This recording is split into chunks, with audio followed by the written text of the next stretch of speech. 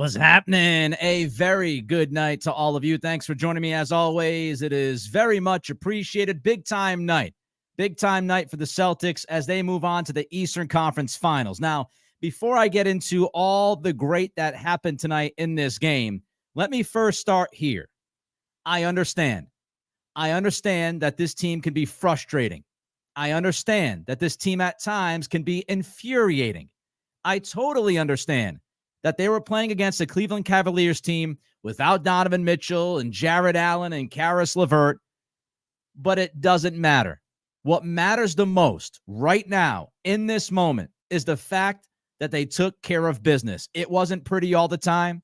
It wasn't easy. They did not cruise like we all hoped they would cruise in the last two games. We also understand, at least I think we all understand, that this team needs to be much better if they want to get to the finals and win the championship. They've got to be better than the last two games. But we know that this Celtics team, for as good as they've been and as great as they have been this year, they do have the tendency to take their foot off the gas pedal when the opposition doesn't have their best out there. And Tatum admitted that in the postgame to TNT just a few moments ago. He was asked by, the TNT crew, why does it look this way? And Tatum said, we all know how this league is. We all understand guys that have played in the league, when the other star player is not playing, when he's not out there, things happen. And whether you or I find that to be inexcusable, that is the NBA. That's what happens in that league.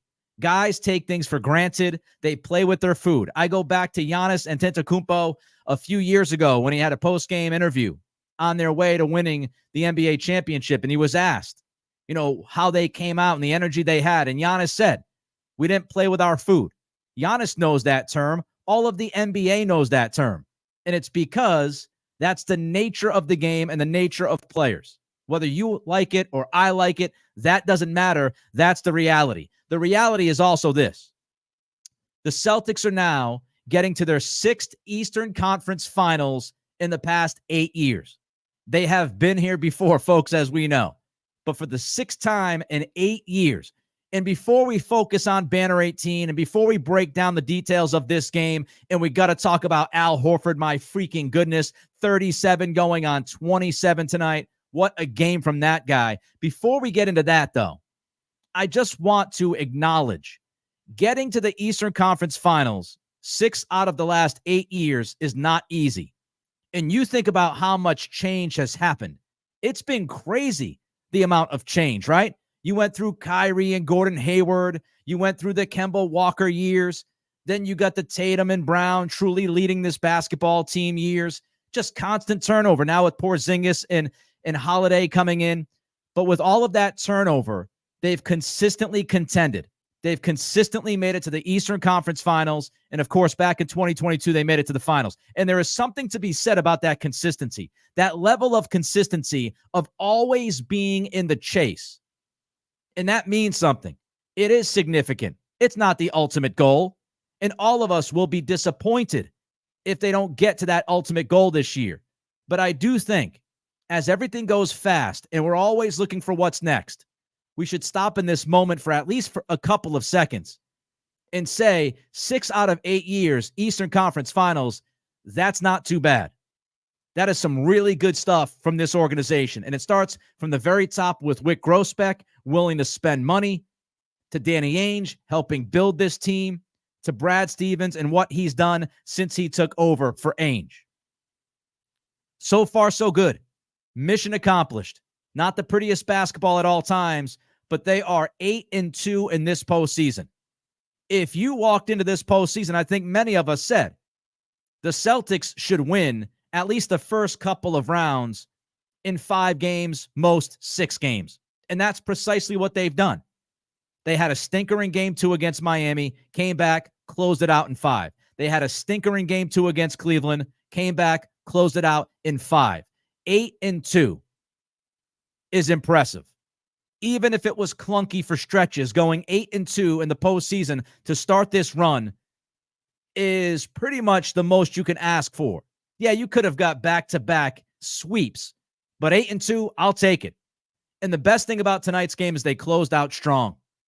They closed out strong. And we've had questions about this team, whether or not they have the quote-unquote killer instinct. People will question Tatum and Jaylen Brown and their ability to close out games. But you look at tonight, you look at this closeout of the fourth quarter. They shut the door. It was, let me see, 103-94, 9-point game with 3.5 minutes to go, and Cleveland could not make any headway. With 5 minutes left, we look at the clutch minutes, right? That's 5 minutes left. And if it's within 5, which it wasn't, but with 5 minutes left, this game, you look at the score, it was 101-92. Marcus Morris Sr. drains a 3. It's a 9-point game with 5 minutes to go. You end up winning by 15. That is closing the game. They did not give up an inch against Cleveland in the final 5 minutes of this basketball game. They added on to their lead, and that's what you do. That is a strong, strong closeout. Let's get to Al Horford. As we get to Al Horford, don't forget to take a second of your time and give us that thumbs up. Like the YouTube channel. Like it if you're watching on Twitter. Like if you're watching on Facebook. That's how we build this community up. We'll have more people, more eyeballs being a part of this post-game podcast live here. Nick Cattle Show. Celtics beat the Cavs 113-98 at the TD Garden. They're on their way to the Eastern Conference Finals. Give us that like. Don't forget to comment and subscribe. Throw your chats in there if you'd like as well. I'll be taking your comments, your thoughts on this game. Al freaking Horford. Amazing. Amazing. And we can get stuck in 2024. We can get stuck being hyperbolic. That is not being hyperbolic. Horford was amazing tonight. 37 years old. 22 points, 15 rebounds, 5 assists. Horford had 15 rebounds in this game tonight, 22 points. And I talked about this after game 4. Horford could not throw the ball in the ocean throughout this series for the most part. And somebody tweeted at me and said he's going to stop taking shots. And I said, no, you don't want Horford to stop taking shots. You want Horford to keep taking shots. These are wide open shots. And if Horford stops shooting, Cleveland is going to totally stop defending. And now you're playing 4-on-5 offensively. And that makes the game tougher for Tatum and Brown to drive through the lanes and either try to finish their own offense by creating or creating for somebody else. Horford had to continue to pull the trigger. Even though I think he went 0 for 10 for a stretch between games against the Cavs, he had to keep shooting the basketball. And I'm so glad that he kept shooting the basketball because they finally started to go in. And they went in tonight, and he was the difference maker in this game. If Horford doesn't play tonight the way he played, we might be looking at a game 6 against Cleveland, which to me would have been incredibly disappointing and borderline infuriating. But Horford was tremendous. 22, 15, and 5. TNT flashed this at the end of the game. I don't know how many of you saw it as Horford was going out. And great job, by the way, from Joe Mazzulla to get Horford out there, out of that game. He did that on purpose. He wanted Horford to get his flowers from that crowd, and that's precisely what happened. He deserved every single solitary rose that fell to his feet tonight when he left that game. Al Horford is the oldest NBA player to finish playoff game with 15-plus points, 5-plus threes, and 10-plus rebounds. An absolutely outrageous performance from Al Horford. Outrageous. He took 13 threes, folks. 13. Made 6 of them. When you make 6 of them, you can take 13 of them. So he was the oldest guy to get 15-plus points, 5-plus threes, and 10-plus rebounds. And it wasn't just the counting stats. You watch this game, you know what I'm talking about, right? The fact that Horford brought the energy. He brought the effort. He was great defensively. How many times did he shut down Darius Garland? Garland was trying to do whatever he could offensively, right? He was messing around with the dribble. He was trying to pull back, maybe take a shot. No, I'm not going to take the shot. Trying to play the yo-yo game on Al, trying to get to the bucket on Al. And Al shut it down, man. Contesting threes, kept his hand up, did not just drop back and die and allow Garland to take open threes. He contested when he needed to. He kept that spacing perfect. He had enough spacing defensively where when Garland is trying to think about what he's going to do, he can't take the three because Horford is within reach to contest. He can't necessarily drive easily, though, because Horford's giving enough space where he's not overreacting. He's not overplaying the guard, and the guard can slide by him. So Horford had great spacing defensively against Darius Garland tonight, and he shut him down. He made Garland's life miserable. Garland tried to drive, Al would block it. Garland tried to take a jump shot, Al would contest it, missed jump shot. Garland would try to pull up and trigger a three, not even close. Horford was a nightmare defensively, and he also did a pretty good job against Evan Mobley. We'll look at Evan Mobley's stats. I mean, he was awesome, 33 points and 7 rebounds and 4 dimes and 2 blocks, but Mobley got a lot of offense against Luke Kornet, and Kornet had 2 bad games in a row. He can't defend Mobley. Thank God Evan Mobley does not play for the New York Knicks or Indiana Pacers because Luke Kornet was miserable defensively against Mobley. But let's stay positive. Horford was great against Garland. He was very good against Mobley for the most part. That emotion and that energy, the loose ball when he's going out of bounds and he jumps out of bounds and he throws it off of Dean Wade. I think it was Wade. Either him or Strus, whatever. You remember the play. That's the kind of stuff, right? Inject that. Inject that into my veins. That's what I want to see. And the crowd ate it up. That crowd was quiet tonight for the most. I mean, I tweeted out a video. Celtics went on an 8-0 run in the third quarter. TNT shows the crowd on their way to a commercial, and people are sitting there going, yay. Crowd was not pumped for long stretches in that game. And I get it because there is frustration, as we talked about earlier, with the C's allowing teams to hang around, especially when those teams don't have their stars and or superstars on the floor. But Al got the crowd going. Al got the Garden hyped. And it was tone setting. And when Horford is playing that way, the other guys are feeding off of that because they're looking at Al and they're like, that guy's 37 years old. Al knows. Al's got 1 year left on his contract after this season. He knows. He sees the light at the end of the tunnel to his career. He understands he might not be around for very long. He knows how talented this team is. And he stepped up like the old wise man in the room and said, listen, youngins, you got to step your game up. I ain't going to allow this to happen. Al's like, I'm 37 years old. If you think I'm getting back on that team plane and flying to Cleveland for a game 6, you're out your damn mind. So step up, follow my lead. And that's what we saw from Al Horford. Just an unbelievable performance. Give a thumbs up for Al. Don't forget to like this YouTube channel. Don't forget to subscribe as well. Trying to hit 3,500 subscribers. We're getting slowly, but we're getting closer to that. We will get there. More thumbs up will help us get there quicker. Thumbs up, though, for Horford's performance. Just incredible. Comment here, where are my entertainers? Horford is a legend, true Celtic.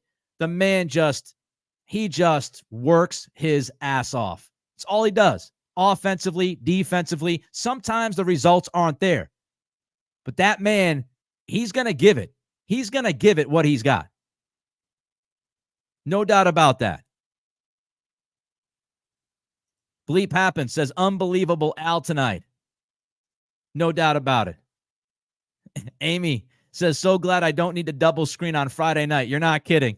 I realized that the Bruins played on Friday night after they won last night. I'm like, oh, man, here we go. Amy in the chat yesterday in the Patreon page was like, you're going to get ready for Friday night if they win. Thinking Friday night. I thought it was every other night. I thought they were playing on Thursday. I realized, I said, oh, man, don't give me a double screen.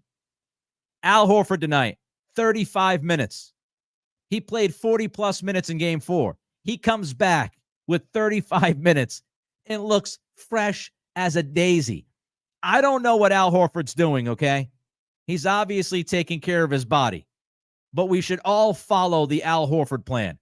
Because if I could play at that level, if I'm Al at 37 in a playoff game, I'm going to keep doing exactly what I do every single day. Shout out to Al Horford. Let's talk about Jayson Tatum for a damn minute. And I'm going to go longer for a minute. I'm going to do some work right now. I have heard enough about Jayson Tatum. I have heard people besmirching JT. I've heard people complaining he doesn't take enough shots. He takes too many shots. He's not making enough shots. He doesn't have that dog in him.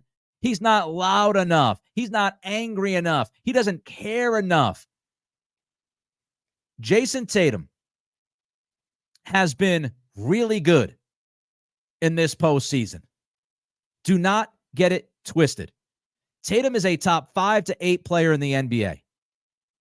And the only reason that people get upset at Tatum is because they have set the bar so high for this guy that if he's not flawless, it angers them. People expect him to play like he is the greatest of all time. They expect him to play like he is the MVP of the league. He is not yet at that level. He might get there.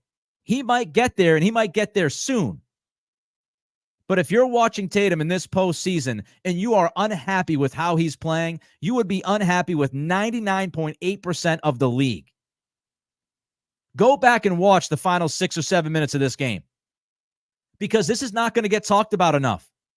This is not going to get talked about enough. I can guarantee you, you won't hear this enough on the radio stations. You won't hear it enough on TV here in New England. You won't read it enough from some people.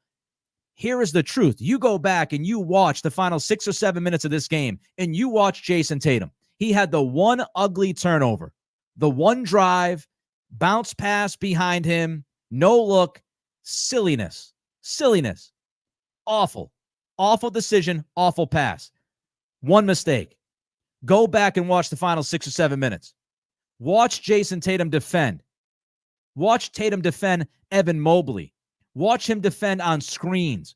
Watch him step up and defend guards. Watch him contest threes. Watch him be fully engaged offensively. Watch him create open shot after open shot after open shot for his teammates.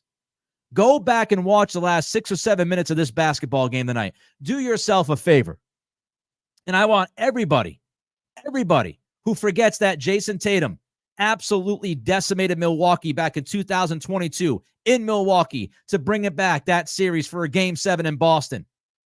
I want people to remember that when Grant Williams went bananas in Game 7. That doesn't happen if Tatum doesn't absolutely dominate Milwaukee in Milwaukee, best player on the floor that night, and Giannis was there too.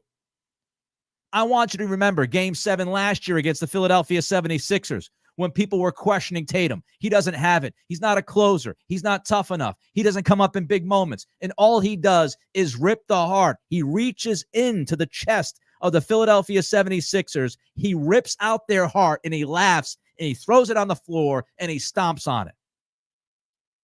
And I want you to look at this final 7 minutes of this game.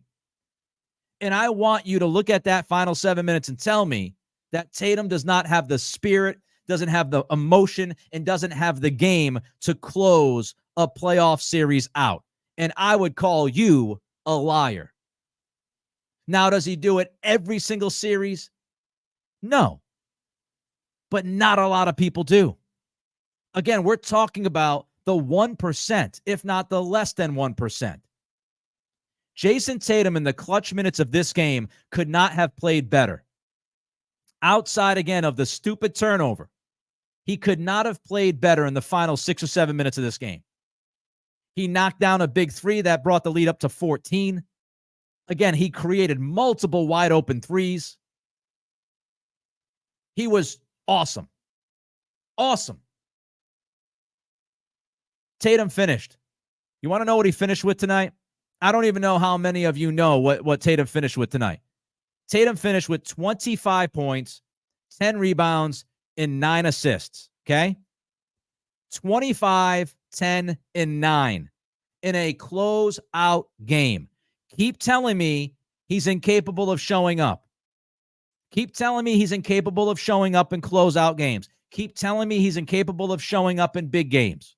Not telling you he does it every single time, but to say he doesn't show up is a crock. It's an absolute crock. This guy just had a hell of a series. Do we appreciate that? No, we don't. Some of us do. Hopefully, most of us do. But Jayson Tatum had one hell of a series against Cleveland. And he's not shooting as good as he wants to.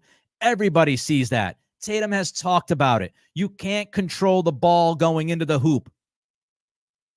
All you can do is control your shot selection, work on your game, and make the right play and right decision, and hope that eventually those shots start to fall. But outside of the shooting, and the shooting has been better. The first 2 games, he was 14 of 36 from the floor. Okay? Then he went 11 of 25, 11 of 25, and tonight he went 9 for 16. He shot 56% from the floor tonight. He shot 43% from three-point land. He had 1 turnover tonight. That stupid, silly turnover late in the fourth quarter. That was his only turnover tonight. What else would you like Jayson Tatum to do? What else? What else would you like him to do? 56%, 43%, 4 of 4 from the free throw line, 10 rebounds, 9 dimes. Oh, and by the way, he had 4 steals to go along with his 25 points. This is after game 4, when he went for 33 points, 11 rebounds, 5 assists. That was after game 3, in which he went for 33 points, 13 rebounds, 6 assists. Like, what are we doing? The last 4 games in this series, he scored 25, 33, 33, and 25. I don't know what else that he could do until people start respecting him. Maybe not put him up there and say, well, he's not Michael Jordan, so he's not Nikola Jokic, so, he's not good enough. If we're going to complain and say that Jayson Tatum is not part of the top 1% that's ever played this game, okay, legitimate argument. But don't tell me this guy's not a superstar. And don't tell me he doesn't show up. Again, I'm not saying every single solitary night. Don't aggregate me. Don't give me that crap. 25, 10, and 9. Closeout game. Do you know what Tatum did in this second round? Tatum averaged 27, 10, and 6 against the Cavaliers. I'll say it again. 27, 10, and 6. That's not easy, folks. The last time I checked, that is not easy. 27, 10, and 6 in a playoff series. And he got better and better as the series went on. It's exactly what he did. He got better and better as the series went on. And this was from Dick Leip, okay? The statistician of NBC Sports Boston. Dick Leip had this statistic, and I mentioned this on Monday's podcast every day, Monday through Friday, 11 a.m., by the way. Take a second of your time as I do this post-game podcast to give us that like. Give me a thumbs up. Don't forget to comment. Don't forget to subscribe. Throw your comments in the chat. I'll get to as many as I can. But before Monday's game, this was before Monday's game, Dick Leip tweeted out, Tatum had his 24th career playoff game with at least 20 points, 10 rebounds, and 5 assists. That tied him with Bill Russell, Charles Barkley, and Hakeem Olajuwon. Okay? I want you to remember that. Jayson Tatum, this was before Game 4. 20, 10, and 5, 24 times in his playoff career, which tied Russell, Barkley, and Olajuwon for 10th most all time. All he did after that, all he did after Game 3, all he did was come back in Game 4 and go for 33, 11, and 5, and then come back tonight and give you 25, 10, and 9. So now he has, for the 26th time in his playoff career, finished with at least 20 points, 10 rebounds, and 5 assists. He is in a list. He is on a list of people with not many names on it. This is the truth of Jayson Tatum. Yes, he takes step-back threes. Yes, he settles for shots at times. Yes, He will play with a slow pace at times. And no, he's not flawless, and he doesn't show up every single night and drop 40 on people. Okay? But he's really freaking good. And everybody should be happy that he is a Boston Celtic. And he has been really good in this postseason. Defending all 5 positions. Let me ask you this.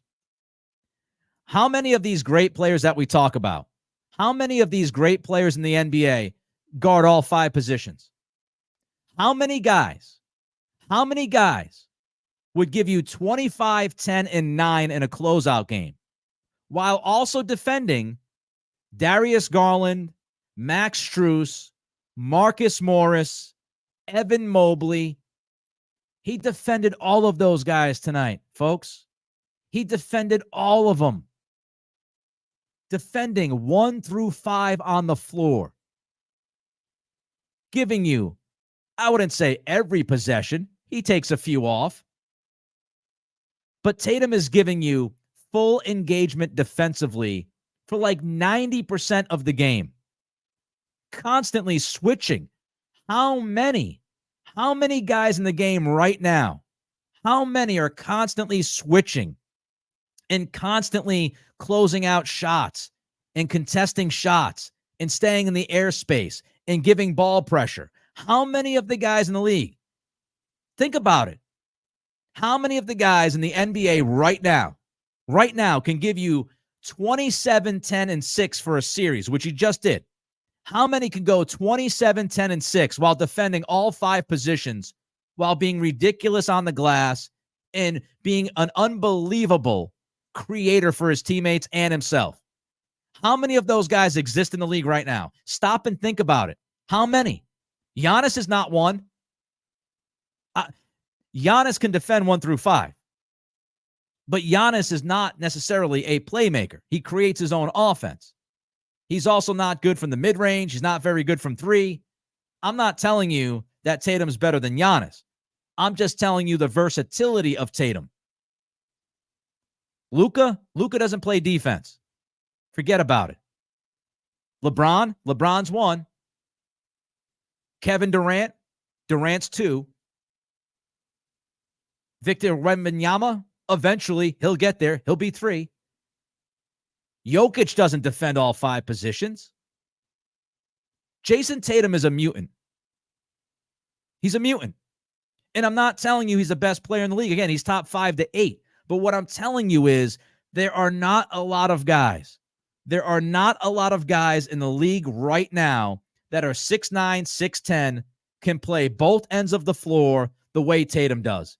There's just not a lot of guys. And so when people complain about Tatum shooting, when people complain about, oh, he's not scoring 35 points a night, he's not scoring 40 a night and closing out a series.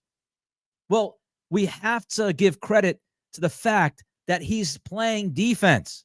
He's not taking possessions off. He's responsible to defend constantly.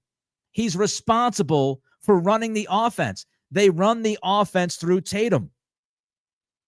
Again, how many guys can give you 27, 10, and 6 in this series, play the defense that he played, and create the way that he created?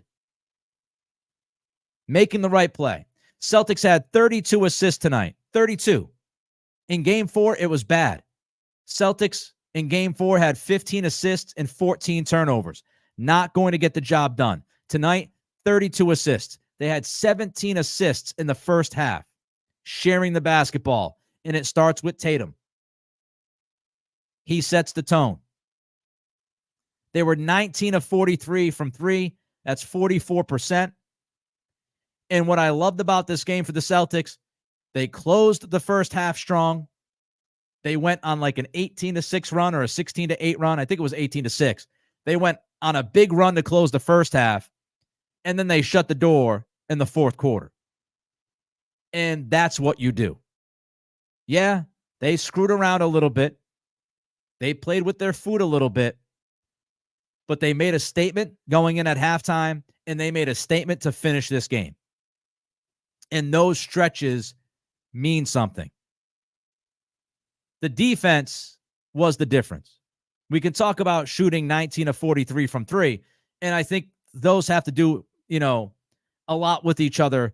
When you look at how the Celtics play, when they make some shots, they tend to defend better. Now, that wasn't the case for the first quarter and a half tonight because they were making their threes.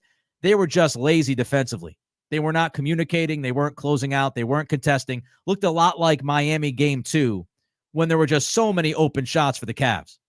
That wasn't necessarily unstoppable, incredible offense from Cleveland. The Celtics just weren't embracing the challenge defensively. They weren't playing with force on that end. But usually when they knock threes down, that absolutely correlates with much better defense from them.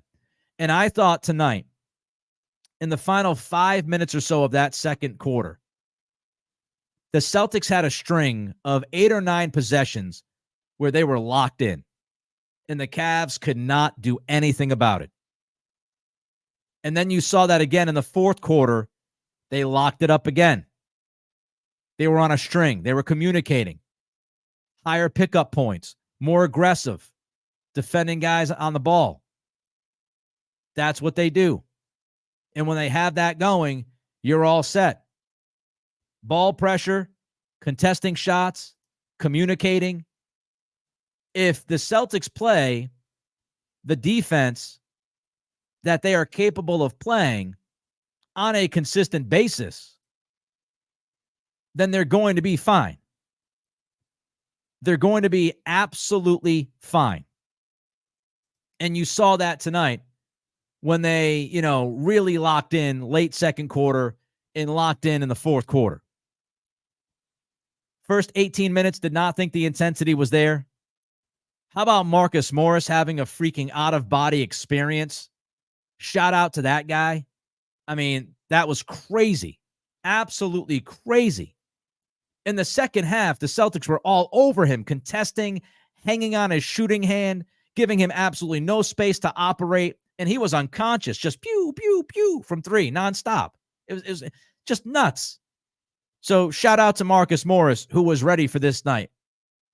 It's really tough. You're not playing a ton of minutes, hardly played all year long. It's a do-or-die game. You're out there on, I would say the opposition's floor, enemy territory, and you're just draining threes like no big deal. I mean, he was incredible. Cornette could not defend Mobley. That was a problem. And let's just get to the 5,000-pound elephant in the room. Jaylen Brown was not good tonight. Again, we just spent, the first 30-plus minutes of this podcast giving you nothing but great stuff on Tatum and great stuff on Horford and giving you all the fantastic statistics that the Celtics individually and team-wise had tonight. But there's no hiding it. Jaylen Brown had a rough one tonight, folks. He was not good. He was not good. 11 points. He only took 9 shots. I will give him credit. He had 7 assists. So at least he found teammates. But I did not think he was particularly great defensively for stretches of this game. And he wasn't nearly as aggressive as he usually is. 11 points from Jaylen, and you still win this game by 15. Of course, the other guys didn't have Mitchell and Allen and LeVert, but I thought Jaylen had a pretty rough night trying to figure out what he was going to do offensively. But I do give him credit for getting those 7 dimes. I give him credit for that. But that shows you the depth of this team, right? Derek White was great in the first half, quiet in the second half. Drew Holiday had a couple of big buckets. He chipped in with 13 points, finishing as a plus 21 on the floor. But then you had the Horford game, which was outrageous. You had Tatum, who was really, really good. Pritchard came off the bench. He's been shooting very well. Hauser hasn't been very good. And again, Cornette defensively was messy against Mobley. But you just look at this team and they come at you in waves. They have that talent, right? Tatum can get you for 1 quarter. Brown can get you for 1 quarter. Derek White gets you for a quarter. Al Horford gets you for a quarter. The last 2 games before tonight, Drew Holiday was killing you in stretches if you're Cleveland. And that's what makes this team difficult. And we're not even talking about Porzingis, who hopefully is on his way back soon. You add Porzingis to the mix. That's why it's very difficult. If this team stays engaged, they continue to embrace the challenge, they make the right play, they play the right way, they will go deep, as we know. They have a golden opportunity to win a championship. But they do have to be more consistent and better than they were the last two nights against Cleveland, obviously. If they want to get to that promised land, they've got to be better than that. But a win is a win is a win, and you're 8-2 in the postseason. 8-2. Hopefully, they haven't even started playing their best basketball yet from beginning to end. Hopefully. But Horford, great. Tatum, great. Celtics headed to their 6th Eastern Conference Finals in the last 8 years, beating the Cavs 113-98. They win this series in 5 after winning the Miami Heat series in 5. Now they await the winner of the Pacers and Knicks series. That should be interesting. The Celtics do, though, no matter who they play, they get rest. They get to rest. They now stay home in their own beds. They don't have to fly to Cleveland and play a game 6. They are going to play at the earliest on Sunday, so they'll have at least 3 days off. And if the Pacers-Knicks series goes 7, the Celtics won't play until, I believe, Tuesday night. So they'll have 5 nights off. But they will get a nice long rest for taking care of business. Again, it wasn't pretty at all times, but ultimately they took care of business. They finished the meal. Back-to-back series, winning them in 5. Now you get to kick your feet up, watch the Pacers and Knicks play, watch the Knicks continue to play a ton of minutes, and see what happens in that series. But great stuff. All right, I'm going to wrap it up tonight. Don't forget to give us that thumbs up. Don't forget to subscribe. Don't forget to rate and review if you're listening on Spotify and Apple Pods.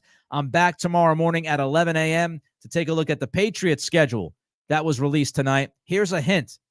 It's not easy. Thanks for joining me, Nick Cattle Show. Go Seas.